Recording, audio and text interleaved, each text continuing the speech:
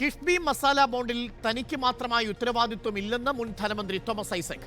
മുഖ്യമന്ത്രി ചെയർമാനായ ഡയറക്ടർ ബോർഡാണ് മസാല ബോണ്ടിൽ തീരുമാനമെടുത്തതെന്നും ഇഡിക്ക് നൽകിയ മറുപടിയിൽ ഐസക് വ്യക്തമാക്കി. ചോദ്യം ചെയ്യലിന് ഹാജരാകില്ലെന്ന് അറിയിച്ചു. ഇഡിക്ക് നൽകിയ മറുപടിയിലാണ് ഐസക്കിന്റെ വിശദീകരണം. റിപ്പോർട്ട്.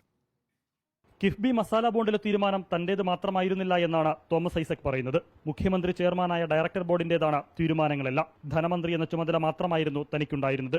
കിഫ്ബി രൂപീകരിച്ചത് മുതൽ 17 അംഗ ഡയറക്ടർ ബോർഡിന്റെ മേൽനോട്ടത്തിൽ കൂട്ടായ തീരുമാനങ്ങളാണ് ഉണ്ടാകുന്നത്. ഔദ്യോഗിക ഉത്തരവാദിത്തമല്ലാതെ ഇക്കാര്യത്തിൽ തനിക്ക് പ്രത്യേക അധികാരമൊന്നുമില്ലെന്ന് ഇഡിക്ക് നൽകിയ 7 പേജുള്ള വിശദീകരണത്തിൽ തോമസ് ഐസക് ചൂണ്ടിക്കാട്ടി. തീരുമാനങ്ങളൊന്നും വ്യക്തിപരമായി എടുക്കുന്നതല്ല.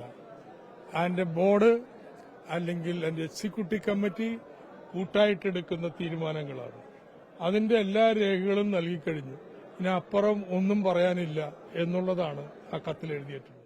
ഇന്നലെയാണ് ചോദ്യം ചെയ്യലിന് ഹാജരാകില്ലെന്നറിയിച്ച് തോമസ് ഐസക് ഇഡിക്ക് കത്തു നൽകിയത്. ഹൈക്കോടതി ഇടപെടലിന് ശേഷം 2ാം തവണയാണ് മസാല ബോണ്ട് കേസിൽ തോമസ് ഐസക്കിന് എൻഫോഴ്സ്മെന്റ് ഡയറക്ടറേറ്റ് നോട്ടീസ് അയക്കുന്നത്.